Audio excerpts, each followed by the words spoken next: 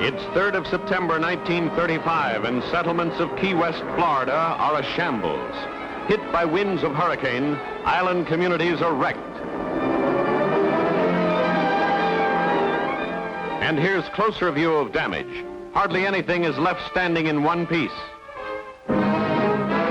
Automobiles are damaged beyond repair as wind in excess of 100 miles an hour whipped out of tropic skies to toss this train from its tracks. Crush this house and leave hundreds homeless or injured, or both. Early reports declared scores were either dead or missing, some crushed under crumbling homes, many more killed by flying trees, timber, and heavy debris. Injured had to wait long, painful hours for aid to come across still stormy seas, and some died while waiting.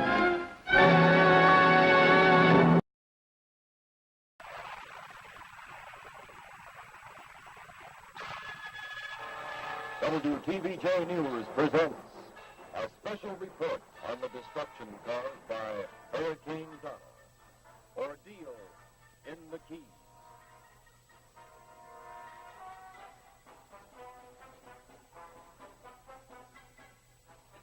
Good evening, this is Ralph Rennie for the special report on the destruction caused in the Florida Keys by Hurricane Donna. WTVJ newsmen Dick Dale and Al Dempsey were on the island where Marathon is located when Donna hit. And this program tonight will be made up of their film report just received. In the film was this script with some notes, which was never meant to be used as a news script, but it briefly and dramatically sets the stage for this news film report on Ordeal of the Keys. I'll quote from it for just a moment. Dale says we were forced to evacuate in the height of the storm, first to a boat over 100 yards away that had a light going on it. I will never know how that light got lit, but I know that I was praying real loud and hard. The boat held us for an hour and a half and went over. We went over too. We broke into a building to catch our breath and then into another one where we spent the night. Dempsey had only a shirt and a pair of swim trunks. I had shorts and a woman's coat I found in the house.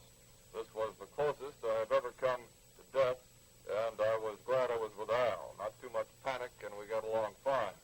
We were actually walking in an area that had enough debris to kill 10 men, yet we didn't get hit with anything. Lots of good film. And now we'll take a look at that film. Several hours before Donna hit with her full force, Dempsey and Dale set up their sound camera at the 7-mile bridge at Marathon. The howling wind, driving salt spray before it, gave a hint of what was to come. Dick Dale summed up the situation this way. This is Dick Dale at the north end of the 7-mile bridge that you see in the background here. These winds now have come from 40 miles an hour in gusts to a steady 70 or 75 miles an hour. It's taking about everything I can do to stand here.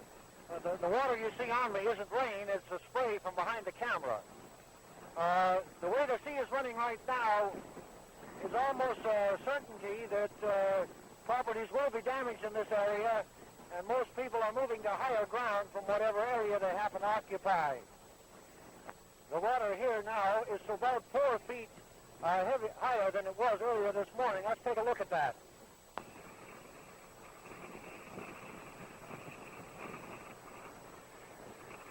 As you can see, the water here is running way high now. It's coming over this wall, and we're getting about the biggest aggravation we've had so far today. The storm has really found us, or we found it, as Dempsey said. The sea running at this time is running toward the southern end of the Keys here. It's coming in at an angle rather than flat against us, which is probably a good thing at this point.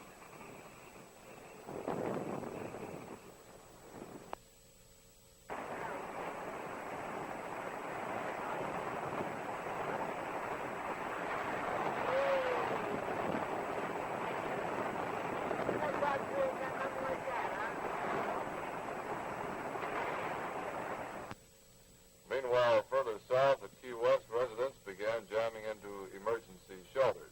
With me on this report tonight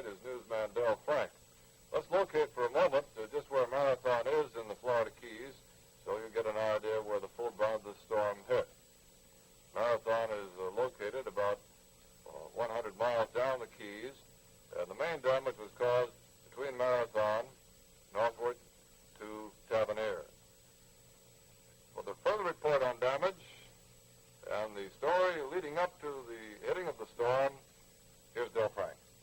As the night began of Hurricane Donna and the night wore on, the winds began to rise and hundreds of Key West residents joined the exodus to the municipal courthouse where the Red Cross had set up an emergency shelter. Inside, conditions were cramped but dry. The concern, though, was not for comfort, but only safety from the terrible winds. Among the many evicted from their homes were scores of children, some of them merely infants. Food and other supplies were furnished by the Red Cross, and everyone was kept busy unpacking, arranging, and distributing the necessities of life. As the night wore on, people began bedding down as best they could. Blankets were spread on the bare floor, and each family was allotted its own separate space. On the surface, the scene was calm. People read, talked, or just slept to while away the waiting hours. But in the back of every mind lurked the fear of what might come. It was the many children that in their own youthful way kept morale from flagging. To them, this was just an exciting adventure. They were too young to know the fearful danger that had visited their homes.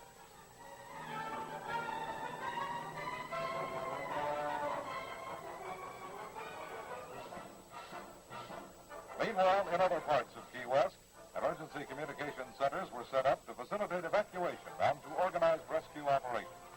Telephone lines went down throughout the Keys area, cutting them off from the mainland. Mobile units, operated largely by volunteers, combed the community, assisting local police, the highway patrol, and transmitting weather information to weather stations. At the Key West weather station, radar penetrated the murky skies, picking up these dramatic pictures of Hurricane Donna. As the storm drew nearer, radar screens on Key West picked up this perfect image of the hurricane. Notice in the right-hand portion of the screen the storm's center eye. It was around the rim of that eye that highest winds occurred in the northeast quadrant, with gusts recorded as high as 166 miles per hour. Another note sent with the film report, this one from Dempsey, described the nightmare the two men had during the night when the storm hit. The note began with a short but loaded phrase, "This whole thing has become unglued." They stayed at the Hurricane Motel, and a more appropriate name couldn't have been chosen. 90-mile-an-hour winds started pushing water into the room. It wasn't long before it was pouring over the first 6 inches of the door. The winds increased to 130 miles an hour. The water kept coming. Jealousy windows began breaking, letting more water in. Dale and Dempsey moved their equipment and clothing to higher ground, but it was to prove a futile gesture.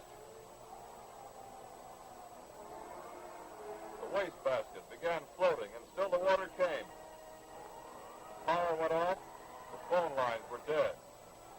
The staff car outside was flooded, picked up. The automobile tossed 10 feet closer to the room. The water eventually rose to chest height in the room.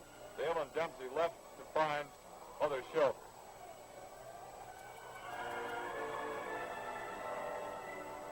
When they returned to the room, the sound camera was found under the refrigerator, waterlogged, packed with sand and ruins.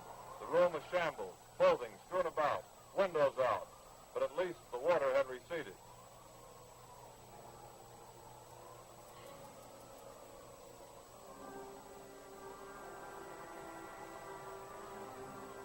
Outside, the WTVJ staff car had its lettering blasted off by the force of the wind-driven sand.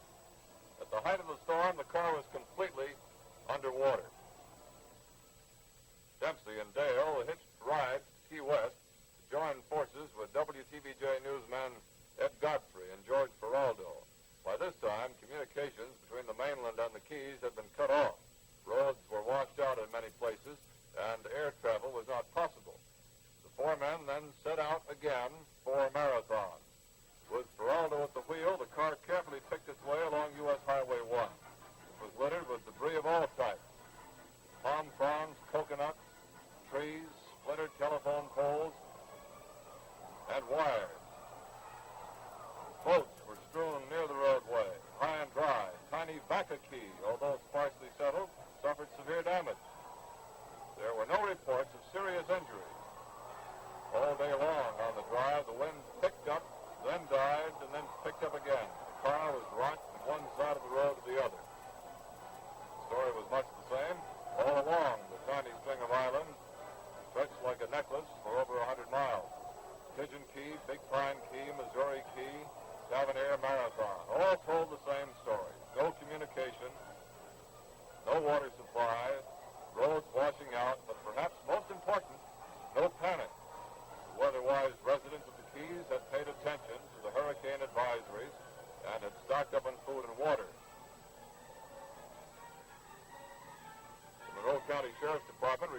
only 2 casualties of the hurricane.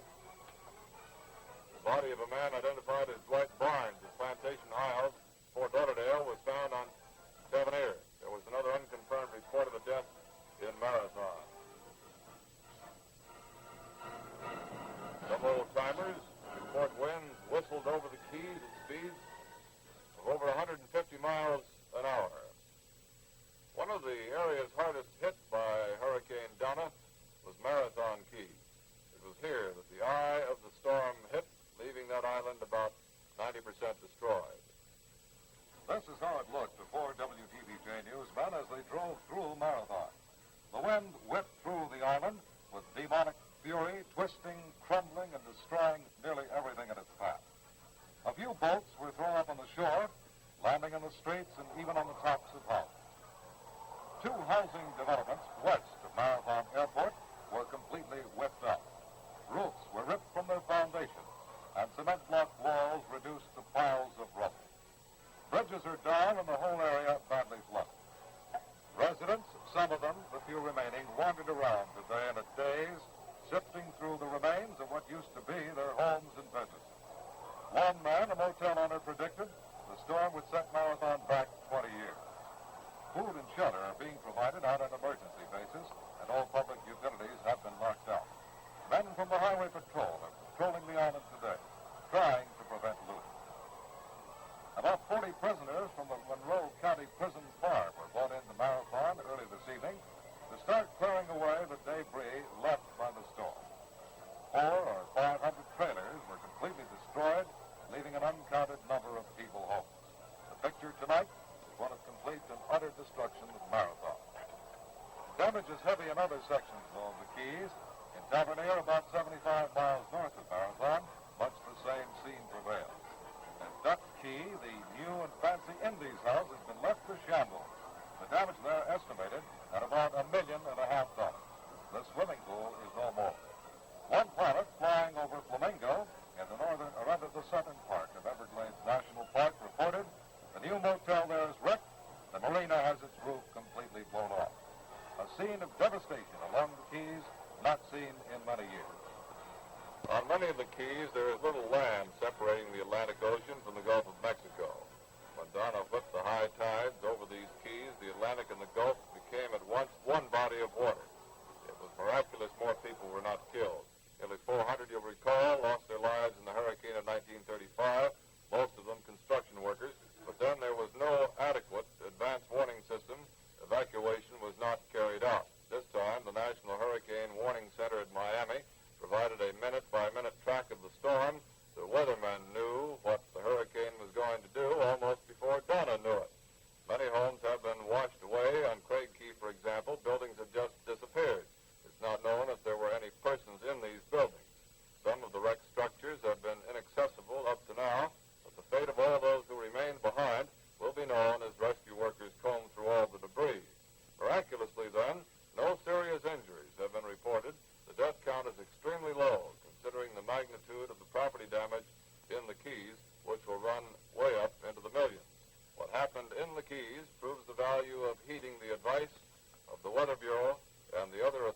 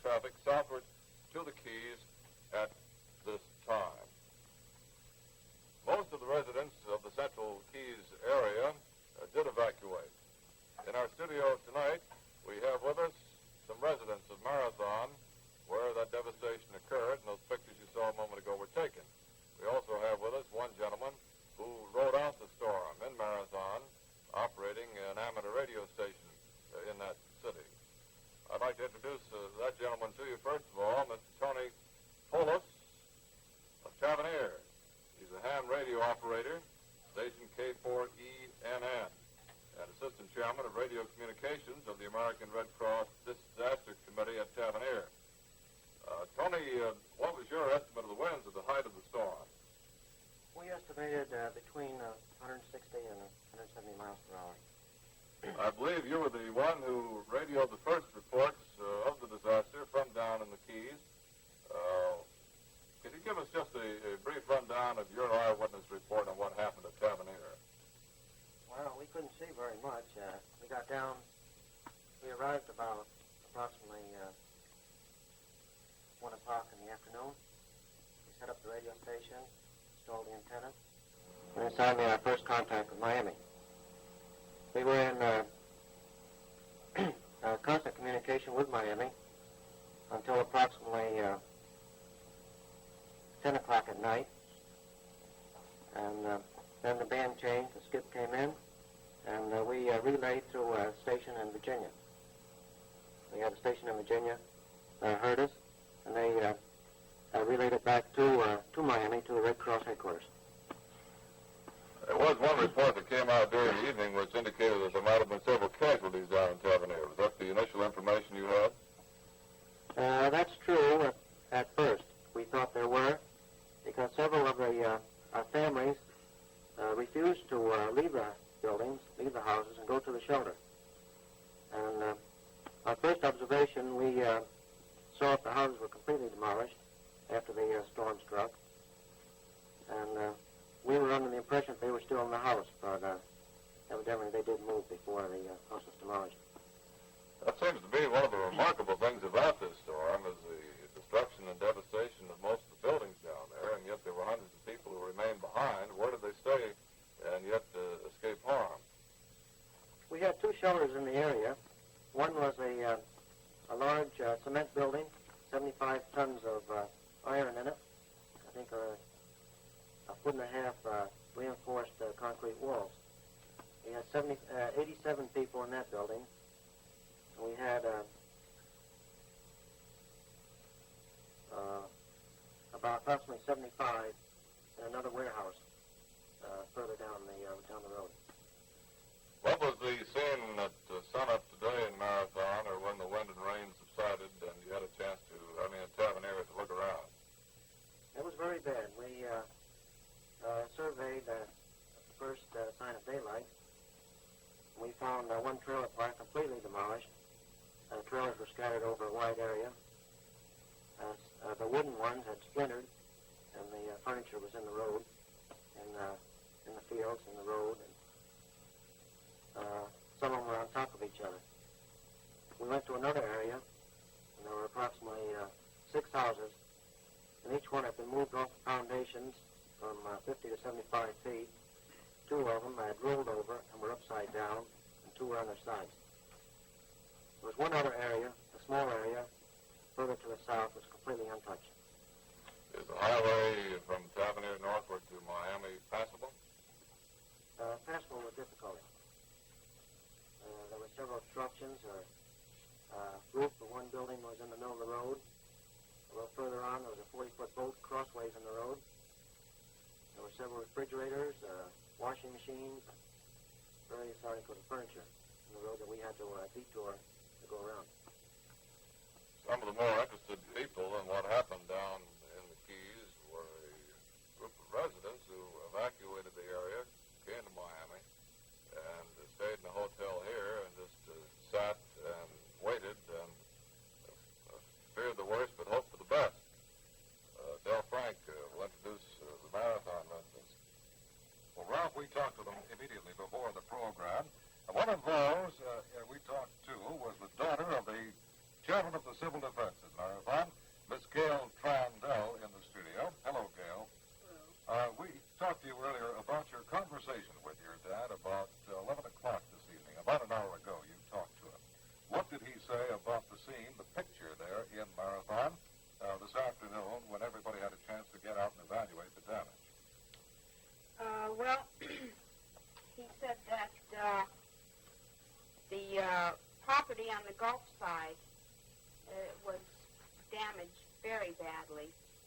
said that the place across the street from us, which was on the Gulf, there was nothing left but a shell there. It was a motel and a yacht basin.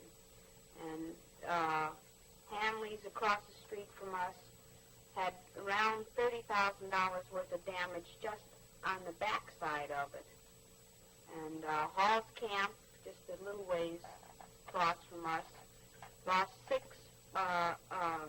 units there, motel units, and 3 trailers were in there. The people that lived there were turned over and damaged pretty badly.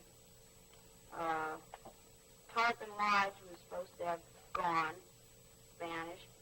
Fred Centers, boat rental there, his house completely disappeared. And Overseas Boat Rental, closer to the 7 Mile Bridge, disappeared. They didn't know what happened to it. Well, Gail, were there any reports from your dad tonight on the phone about casualties in that area? No, he didn't say anything about casualties. Were there any people missing? No, not as far as he knew. Well, thank you, Gail. 2 gentlemen also with us who are partners in a business down in Marathon, Garber's Motel and Yacht Basin, are George Garber and Russ Purcell. Mr. Garber and Mr. Purcell, let me ask you this. Mr. Garber, first of all, how long have you been down the Keys? 2 years ago, the 1st of September. How about you, Mr. Purcell? Came the 1st of September of last year. I don't suppose you fellows can be considered real conks then. That's for sure. Let me know that time. What type of facility did you have there, and how did it fare in the storm? We had 24 motel units that we thought was supposed to be hurricane-proof. Evidently weren't. We had a trailer park and a yacht basin. And by the looks of the pictures, it doesn't look like we have much left. Plus our rental boats and our charter boats. Was this the first opportunity you had to see any photographs of the damage down there, Marathon? We saw some pictures this afternoon that weren't too clear, but this gives us, the one picture was our office that we had just built at the motel and showed the new tile that we had just laid on the floor. Is that so? That's On right. the program tonight? That's right. That didn't make you very happy, Not of very course. happy. Have you had any opportunity to talk to people down in Marathon No, we're flying down tomorrow morning. tomorrow morning? One of the gentlemen also at Marathon is with us tonight. Yes, Ralph, that's Mr. L.Y. Lee Thomas, who also operates the Marina and Yacht Basin, and who had taken in this afternoon, or rather yesterday afternoon, some boats from Mr. Garber and Mr. Purcell for safekeeping. Mr. Thomas, would you mind telling us what you think has happened to those boats you took into storage and the boats you had in your own basin? According to the picture I saw there, it looks like there may not be any boats down there. One picture looked like it was the Thomas Marine Incorporated, and it was still standing. It showed heavy rain there. I could see some pictures of boats there, but whether those boats are on the side or in front of the place, it looked like they're in front instead of the side where they're supposed to be. We had 20 or 25 boats down there, and of course I don't know what happened to those boats. Another thing of interest there is that the Catholic school and the Catholic church, homes over there that the nuns used, have all disappeared. I understand that Key County Beach has taken a terrific beating and possibly has been completely destroyed too. The northeast corner of, or end of Vaca Key, most of the homes there have been destroyed too. They're all cement block construction homes too. And what else there is down there? Well, this very is bad. This is the worst catastrophe dollar-wise in the history of the Keys. Much of the buildup in the Keys has come in the last 10 years, for example, hasn't it, gentlemen? And there hasn't been a storm that has struck that area in that length of time. Has this always been a matter of apprehension for newcomers coming down there as you have, Mr. Garber, going to business there? Were you overly concerned about hurricanes or possible damage to your place? Not to the extent of what this was. How about the insurance factor? Millions of dollars in damage. Is this covered? The insurance companies Very low. give you very little coverage. Very low. So most of this loss you have to bear yourself.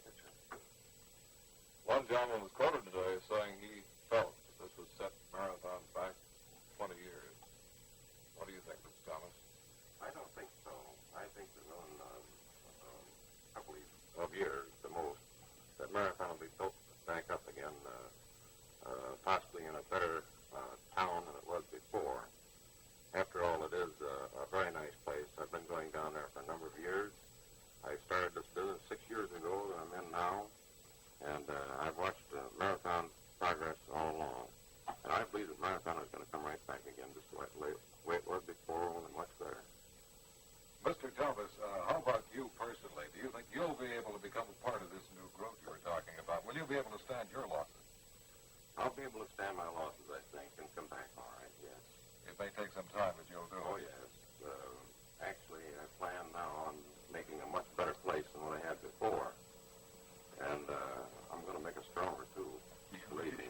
Well, if everyone learns their lesson from Hurricane Donna of 1960, I imagine that Hurricane of 1970 will not create the damage, the confusion, the turmoil, the devastation that this one did in this year of 1960. Thank you all very much. That's the spirit, Darrell, that's going to bring Marathon back. As you folks know, the people of southeast Florida and your neighbors up in the Keys here are entirely behind you in this effort and want to assist you in every way possible. So I think a 20-year figure we can forget about. It's just a matter of how fast the job can be done now. And how much faith people have in the job they want to do. This has been a special report on the damage in the Florida Keys caused by Hurricane Donna. Some late information on the hurricane. Right at the moment, it's pouring inland through Florida this morning, through the rich citrus country. The hurricane hit the west coast cities of Naples, Fort Myers, and Sarasota. Storm's about 350 miles wide, and it's expected to do some of its heaviest damage as it cuts through the rural communities. Wauchula, Florida, for example, is said to have been hard hit. All communications and access to Wauchula are down at the moment, but scattered reports indicate Wauchula had been hard hit. Fort Myers had winds of 121 miles an hour. There was one fatality in Fort Myers. Sarasota was left in partial darkness. The winds there reached 84 miles an hour. Heavy rains pose a threat to the central part of the state. And, of course, the citrus industry tonight is fearing the worst of that storm going through there at this time of year, just when the crop is reaching maturity. The Eye of Donna, according to a late report, passed through Polk County between 11 and 11:30 tonight on a line running from Lake Wales to Mulberry, Florida. Hurricane warnings are now displayed on the west coast from Cedar Key southward, on the Atlantic coast from Savannah, Georgia to Palm Beach. Highest gusts in the hurricane are now estimated at 110 miles an hour as it crosses the mainland. One local note, the City of Miami Water Department tonight reports that there is no report on contamination of water in the City of Miami Water Department. Chemists have checked the water supply.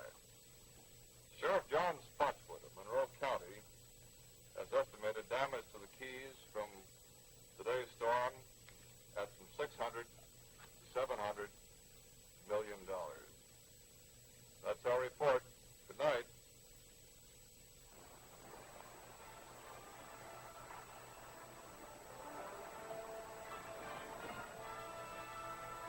WTVJ News has presented a special report on the destruction caused by Hurricane Donna. Ordeal in the Keys.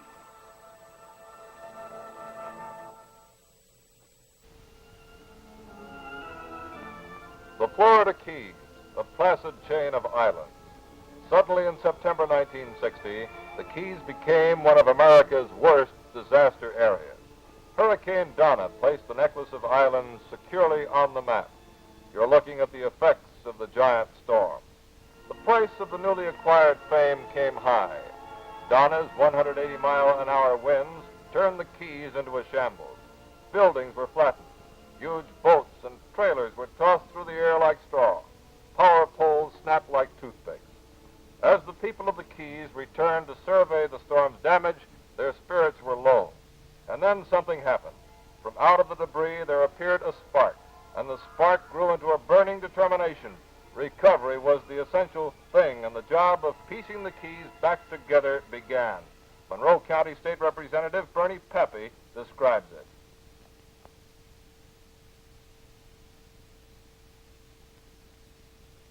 But the people of the Keys have always had to chin up and fight these things when they come. And God knows they certainly have done a beautiful job in coming back. FYI, for your information, another in a series of special reports produced by WTVJ News. Tonight's program, Come Back in the Keys, is brought to you by Chase Federal Savings and Loan Association, who invites you to save where thousands save, and say as thousands save. For my money, it's Chase Federal. This is Ralph Rennick. For this FYI report tonight, our news reporters and camera crews spent the past 4 weeks roaming the Keys from Key Largo to Key West. This, then, is a before and after and future report on the fabulous Keys, the only area of its kind in the world, and the story of what people with courage and vision have accomplished. Let's start at the top. There are 41 bridges linking Key West with the mainland. The newest one is squarely in the middle of Key Largo. This key is 28 miles long, the biggest of all the keys. A major drawback to its rapid development has been its size. Fishermen dislike the long boat trip necessary to get from one side of the island to the other, from the Gulf to the ocean. But the residents decided to do something about it, and they cut their island in half with a canal. This wasn't as easy as it sounds. Key Largo at this point is solid coral rock, 14 feet thick above the water. The residents paid for the waterway themselves. The Navy granted permission to move the water line. The state built the bridge, and Mrs. Carl Fisher 2 weeks ago cut the ribbon. A blast of cannon fire, and years of dreaming and work ended happily. The waterway was open. It's 80 feet wide, half a mile long, and 6 feet deep. It's expected to spur a boom in sport fishing and boating on Key Largo, since it eliminates the long boat trip around the big key and brings the Gulf of Mexico and the Atlantic Ocean 28 miles closer together. Further south are Tavernier and Isla Morada. In Spanish, Isla Morada means Purple Island, but on that day in September, it was changed to black. The two areas took a beating. Donna left more than 60% in total ruin. The T-Table Bridge, which helps make up the 17 miles of bridges across the Keys, was washed out by a furious combination of wind and water.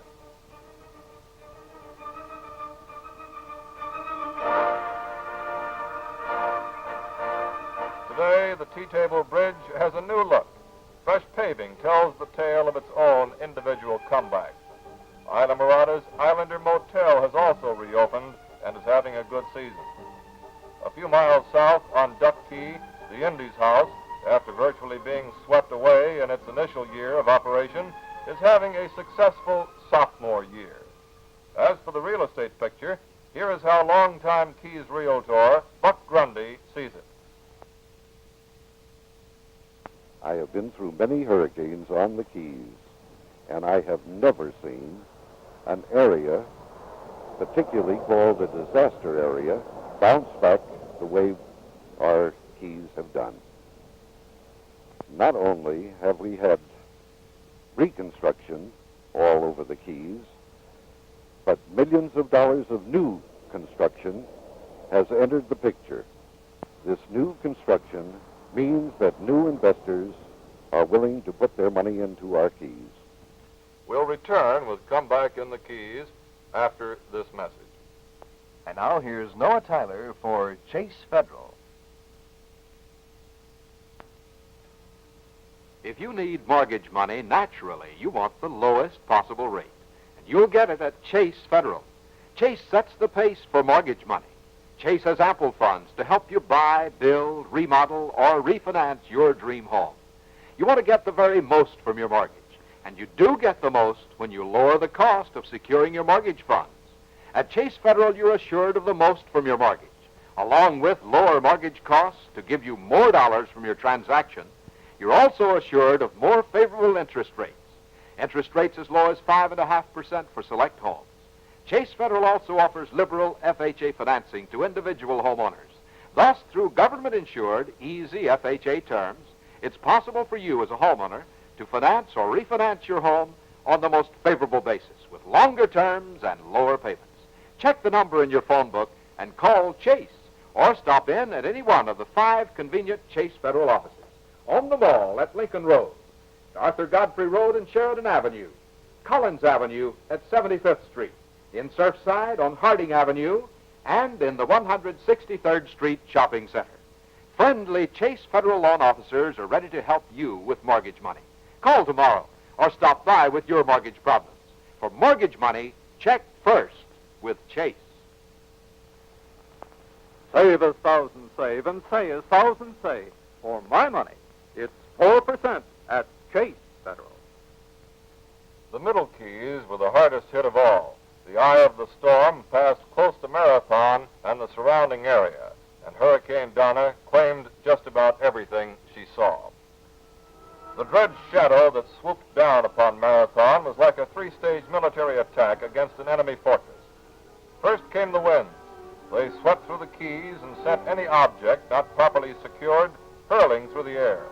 Size was no obstacle. If it was tied down, it was ripped loose. If it was nailed down, it was pried off. Rooftops were blown away, and the area was left vulnerable to the storm's second phase of assault, torrential rains. It was a solid sheet of water, and it pelted the Keys with such force that it seemed determined never to stop. For a while, the word dry was obsolete. And then came the third stage. The wind and the rain whipped up the surrounding waters. Tides rolled in across the land, placing the Keys under water. Whatever structures had remained standing were at the mercy of the relentless sea, and Donna's attack was now complete. She struck indiscriminately. The San Pablo Catholic Church, one of the many pillars of strength in a religious community, became a house of God without a rooftop. But the church today has bounced back. Not a trace of the storm remains.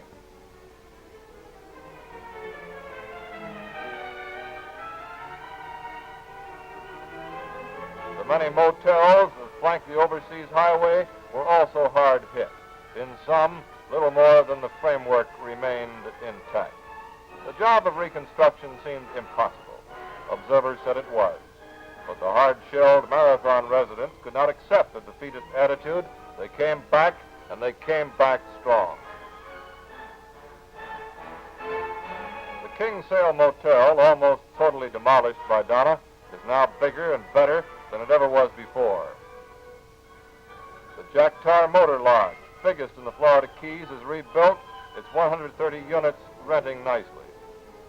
Not only have the old places been renovated, but new buildings are going up with regularity everywhere. A gift shop, a restaurant, a new office building, and a new church. In Marathon today, the debris hunting sightseer is sorely disappointed. Our cameras had to probe hard to find some evidence that a hurricane had ever struck here. Occasionally, however, there is a sign that Donna passed this way, but only because some people will flee in the face of adversity rather than stay and fight it out. This is true in just about any situation. More typical of the Central Keys are men like Phil Sadowski, founder of Key Colony Beach just north of Marathon. Sadowski has been filling in man-made islands, building and selling homes, duplexes, apartments, and motels for the past 10 years. Sadowski's construction took a beating from the storm, there was no doubt about it, but today recovery is evident. And what's more, Sadowski is now entering a new venture. He plans to build what he calls golf club apartments, resort-type living quarters located within putting range of an 18-hole par 3 golf course. Sadowski's optimism was unmistakable when we spoke to him. Do you think the hurricane may have helped more than hurt the Keys? Oh, yes, definitely. I think the hurricane has helped us an awful lot because it's brought in an awful lot of people that would ordinarily never come into the Keys, would never go down this far south. Now they're coming down here and they'll love it. It's a real good thing, I think, for us. And look, here's the indication of what you get, what the responses were from the Florida Keys. These are letters, part of this 480 letters from all over the United States. Here's one from Cleveland, Ohio, one from Indianapolis, and all over the United States. People, and they're all substantial people. They're heads of departments and heads of businesses and that type of individuals. So you really got an interest now in the Keys that you've never had before. Well, what touched off these letters? We run one ad in the Wall Street Journal in December, and we got all these letters right on through till January 25th. Key Colony Beach, though a small community, has snapped back from the hurricane in a big way. Its larger motels, Rutgers and Key Colony Beach, are doing capacity business. Theirs is an informal atmosphere. They offer sunshine, shuffleboard, leisurely relaxation. We talked to Key Colony Beach Mayor Arthur Sterrett. Yes, Ralph, the city of Key Colony Beach was incorporated in 1957, and it was the second city in the Keys in 128 years. We feel rather proud of our little city here. Of course, our population is not too much, but we do get up as high as about 28 people. And these 28 people are very diligent about their city, are very close to it. And as the mayor, the commissioners, these people follow us pretty closely. They see that we're pretty much on the ball, and I think that's quite an asset to a small city because it really lets the people know what's going on. They have a hand in things down here. This reporter traveled to Marathon last September, right after the storm. I visited Realtor Robert Philpott and his family in the ruins of their home. The roof had blown off, several walls caved in, and Philpott, his wife, and son were forced to ride out the storm in a closet with a Dutch miner's lamp, their only source of light.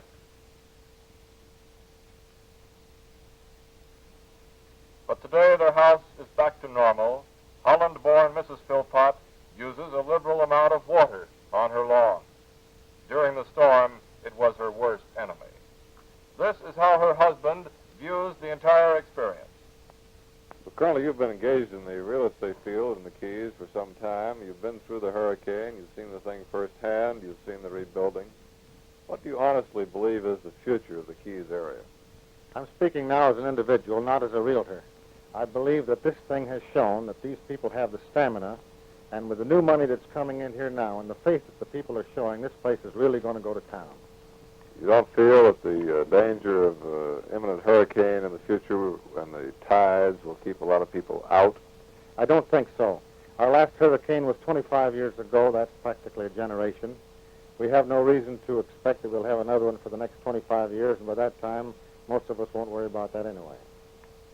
The situation anywhere you go is perilous. When we were in Tokyo, we had earthquakes. Out in Los Angeles, we had earthquakes. You have tornadoes in Indiana. You have floods in Dixie. So where can you go to get away from it? We prefer the hurricane. Further south, about 15 miles north of Key West, the giant Sugarloaf Shores development is rising from mangrove swamps. The Rimmersburg Coal Company is behind the development, and all told owns 1/3 of the Keys between Key Largo and Key West. In addition to a large motel, there's a business section, a trailer park, and hundreds of home sites being cleared and filled. The company reports a brisk sale of building sites, further evidence of the renewed faith in the Keys by investors. One of the most photographed attractions here is the Bat Tower, built in 1929 to house mosquito-eating bats. It was dedicated to good health by the first resident of Sugarloaf Key. Nearby on Sugarloaf is the residence of Bernie Pappy. He has been referred to as the King of the Keys. Pappy is the man who has controlled the flow of state money for the building of roads and other improvements. He says he has done this for his people. The best known conch in the Keys is the man who represents the people Pappy. He was born in Key West 59 years ago, as was his father before him. His father was a cigar maker. Bernie Pappy was the 13th of 14 children. Probably nobody in the Keys area knows the history and can forecast the future better than can State Representative Bernie Pappy. Bernie, could you outline for us how the Keys has changed from the old pirate haunts into what it is today? When I was a boy, and I went fishing and sponging and fishing was the greatest economy of the whole community. And we used to love to see the sponges come home after their trips because it meant a lot of money for the people of my town. And at the same time, we had the cigar making days, which was about the largest income we had from an economic setup of the community, and that brought thousands of people to and from Tampa and in Havana, and the importation of different tobaccos and the making of those cigars. Why, we had a thriving community, and once back there, we were the largest city in the state of Florida. Bernie, in the old days, Key West depended upon the sailing vessels for its communication and contact with the mainland. In 1912, the railroad came into your city. Then in 1940, the overseas highway was opened to vehicular traffic. Can you tell us what these developments have meant to Key West and the Keys? Right back in the old days, when my father told me that when he was a boy, why, they had nothing but 4, 5, 3, two-masted sailing vessels. All the freight and the passengers were transported to and from Key West by that type of transportation. And then along come the steamships, which we had communication between Galveston, New Orleans, Port Tampa, Port St. Joe, Jacksonville, Charleston, and New York. That's where the steamship plied into here then. And then along come what is known then as the railroad, which we were happy to receive. And when the railroad came to Key West, we had about 25,000 people. And after the 1935 storm, when the railroad left, the Keys only had a population of about 14,000 people. Since then, the coming of the highway in 1940, as I stood on the bridge at Bay Hunting and said, "This is the beginning of a new era for my people." And here again is Noah Tyler for Chase Federal. Thousands of satisfied Chase Federal customers throughout Dade and Broward counties will agree when I say, for my money, it's Chase Federal. These people know that Chase Federal is a secure, sound place to save. And when they want to buy, build, or add to their present home, or refinance an existing mortgage, they look to Chase Federal for prompt, friendly assistance. At Chase, you can get more dollars for your mortgage because the cost of obtaining it is lower. Monthly payments are easier on your budget because the interest rate is more favorable. For select properties, the interest rate is as low as 5.5%, and it's easy to arrange for a mortgage at any of Chase Federal's 5 convenient offices. Whether you prefer a conventional loan or the extra benefits of a government-insured FHA mortgage, Chase Federal is ready to assist you. There's a Chase Federal office convenient to wherever you live, and they're as near as your phone. Perhaps you want the benefits of an FHA home improvement loan. Here again, Chase can help you promptly in arranging for a low-cost mortgage loan to provide better living for you. Remember, where you get your mortgage does make a difference in service, convenience, and most important to you, a difference in cost, a difference that means a greater saving to you. Save as thousands save, and say as thousands say. For my money, it's 4% at Chase Federal. The last island in the chain is the southernmost city in the continental United States, Key West. The tiny island is only 5 miles long, 3 miles wide, but it has a history and tradition going back to the 1500s. In those days, pirate crews and Spanish adventurers made this their home port. A modern-day adventurer named Ernest Hemingway still owns this home in the old section of the city. Today in Key West, owners of old buildings such as these are being encouraged to preserve them by the Old Island Restoration Foundation. Some 600 persons make up the foundation, which is dedicated to preserving the traditional architecture of Key West. The executive committee holds some of its meetings in this outdoor coffee patio, the Gourmet Galley. The property is owned by Jesse Porter Newton, descended from a pioneer Key West family. Skip and Gladys Whiteley were encouraged to open the coffee patio, and it's proven to be a popular tourist attraction.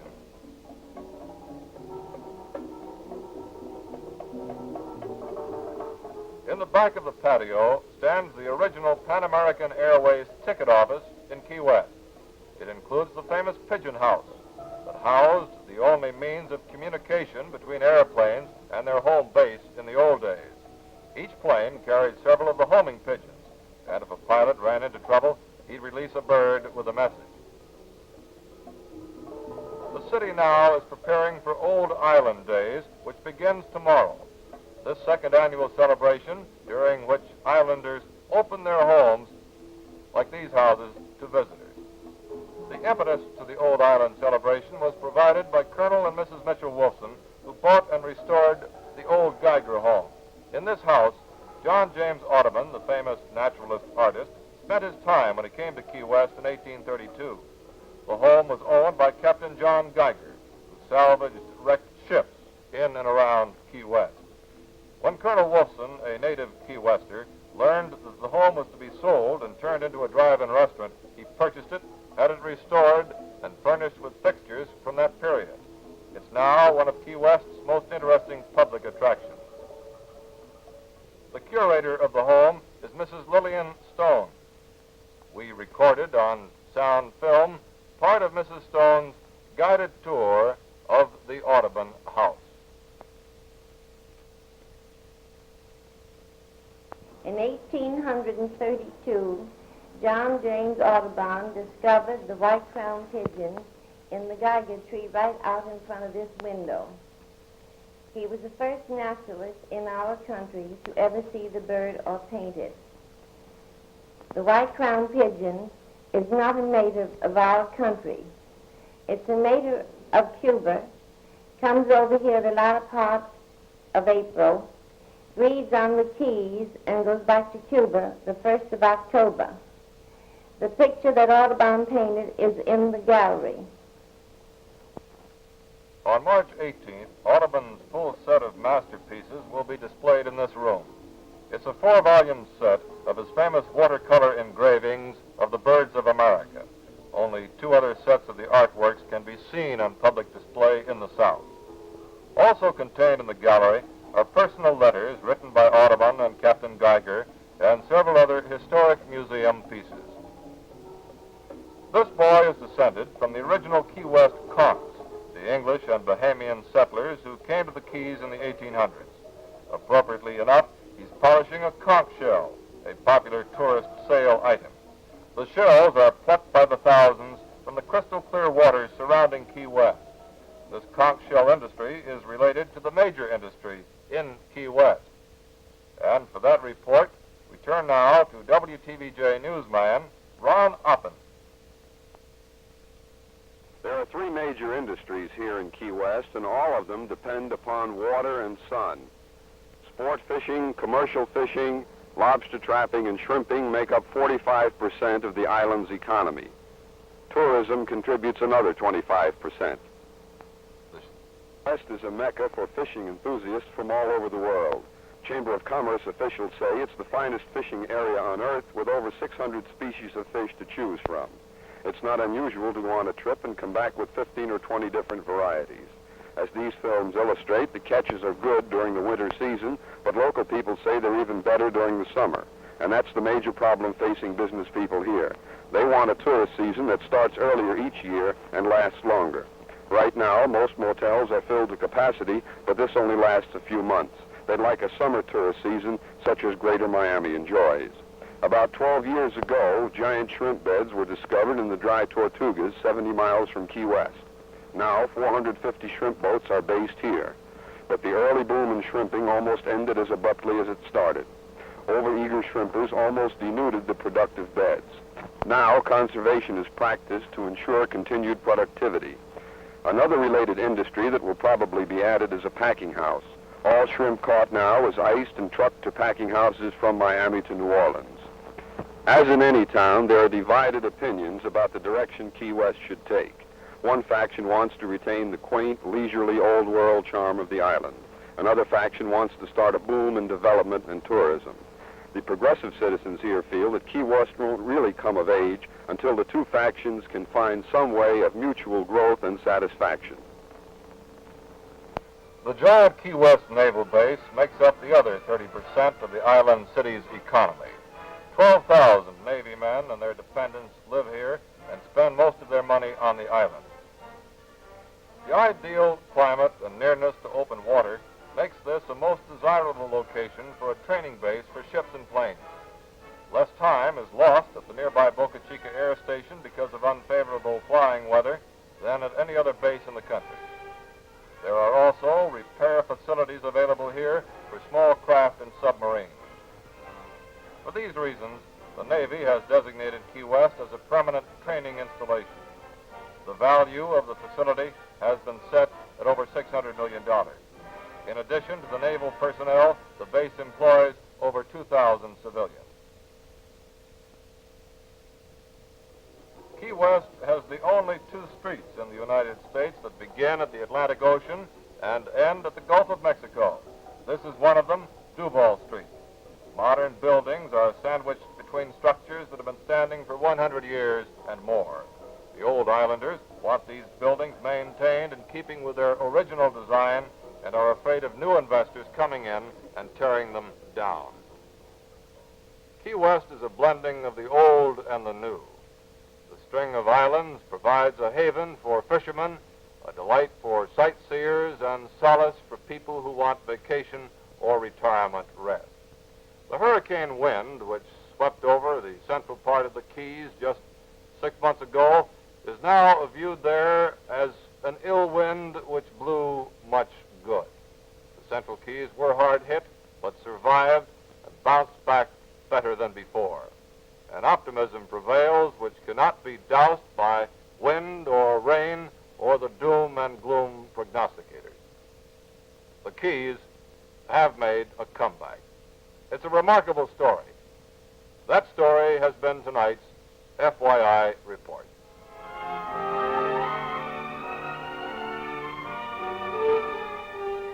Come Back in the Keys, another in the series of FYI programs for your information, has been brought to you by Chase Federal Savings with 5 convenient offices to serve you. Why don't you join the thousands who say, for my money, it's Chase Federal. Tonight's program was written by Fred Mook and Ron Oppen. Filmed by Ron Oppen, Fred Mook, Richard Agnew, and George Feraldo. Film editor, Joe Martinez. Narrated by Ralph Rennick. Directed by Marty Saxon.